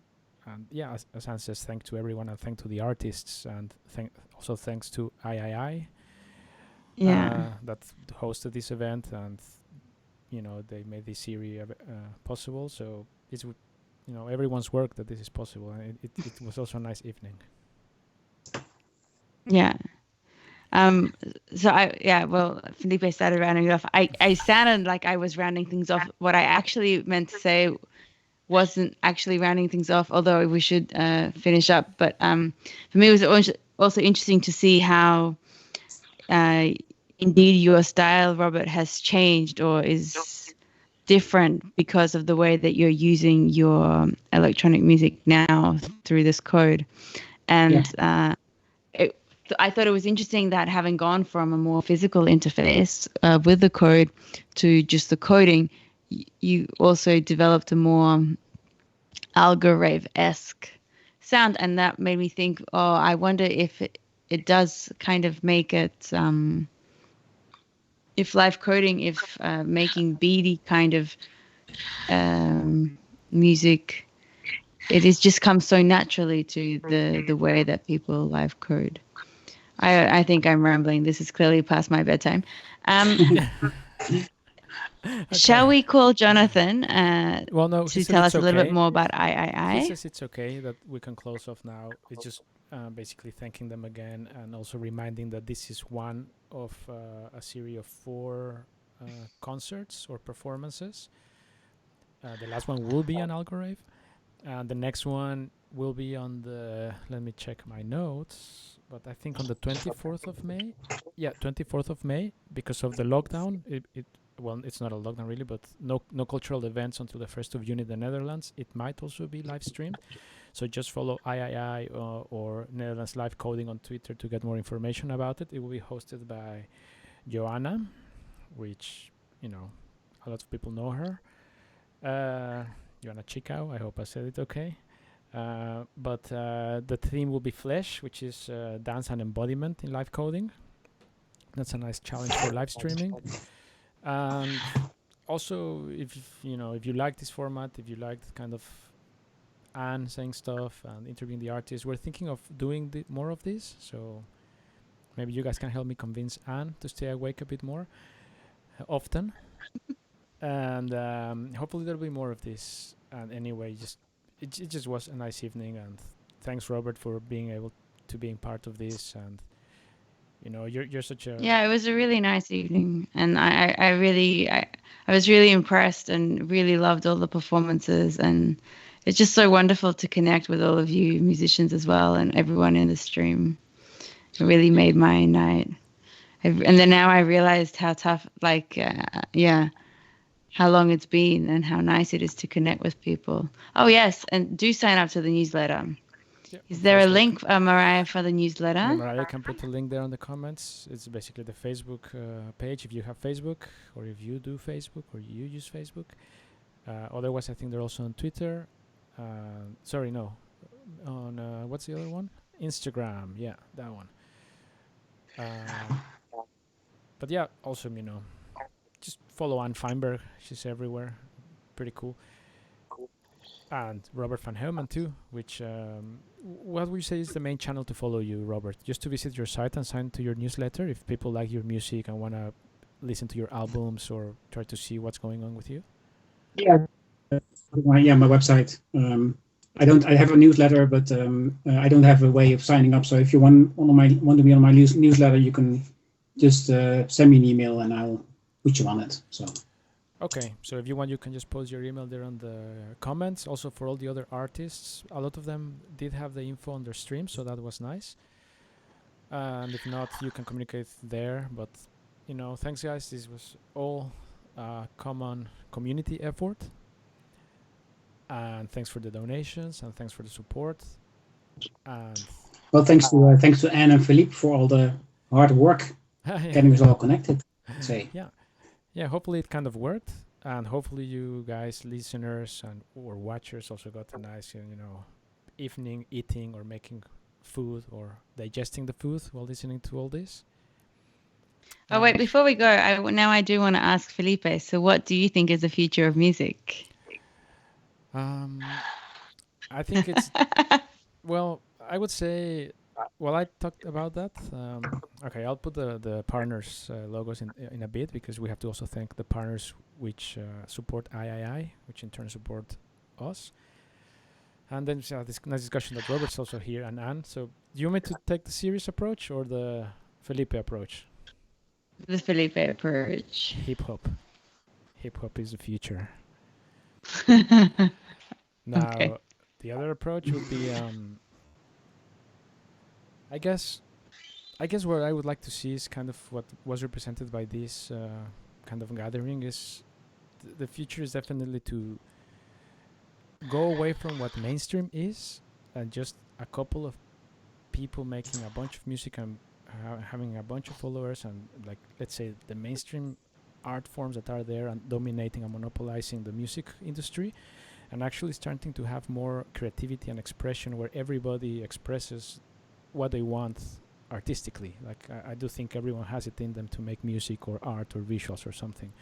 So I think that the future would go into having more individual expression, and instead of having like one artist we all follow, everyone will have something interesting to say, and we will follow each other accordingly.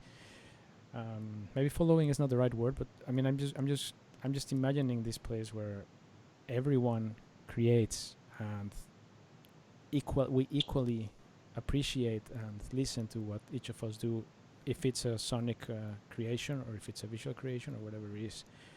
But it's more this kind of community thing, and probably also a kind of what happened already with the remixes or the stuff we're seeing, or the sample using. Robert also used samples.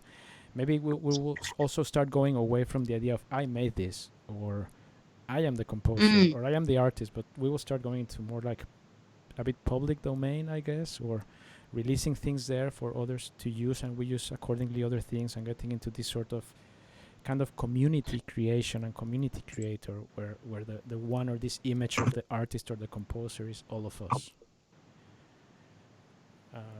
Okay. With coding, as well, we saw today, live coding can be a way to achieve that. Not the only way, but it definitely presents interesting scenarios to get to that place. What about you, Anne? What do you think? Cool. Well, I found this evening really encouraging because it saw so many different approaches to the future of music, or to music in general. And also, I think it's really interesting to see how people's music develops over time and changes and goes back and forth, and but always carrying the baggage that it picked up along the way. So I found this a really wonderful evening to actually see a good variety of contemporary art making today. So What about you, Robert? Yeah. That probably you're the most experienced artist among all the ones that were here present. What could you say from your experience and the point you're right now in your life and what you've seen and also what you've been learning about live coding and stuff and maybe just music in general? What would you say could be the future of music? Well, I kind of like what you mentioned, like the fact that it becomes more something less proprietary, like not that people like claim that they have invented some kind of sort of music or that piece is theirs. Actually, one of my inspirations is this duo Hype Williams from UK. And actually, it's not really clear if it's actually what people are behind it. Actually, it might be a collective actually, and they bring out LPs and it's kind of fake, and usually there's no names on it. And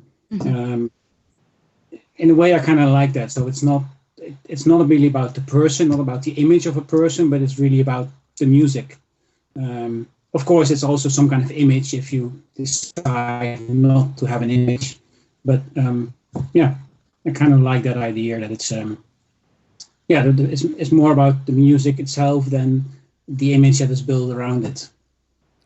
Great. Let's make it happen. The future is open and it's up to us and to the people right now in the present to kind of put our intention and attention and just decide where this will go.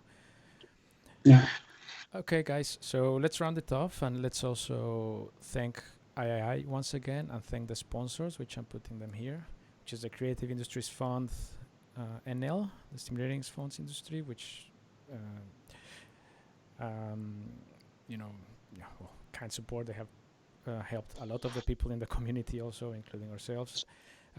Stroom Den Haag, The Hague, I guess that's a gemeente, and also Fonds Podium Kunsten.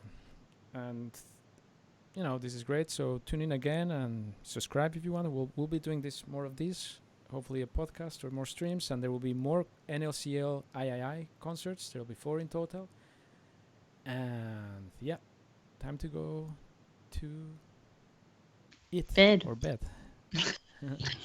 Okay, ciao everyone. Ciao. Ciao. Thank you.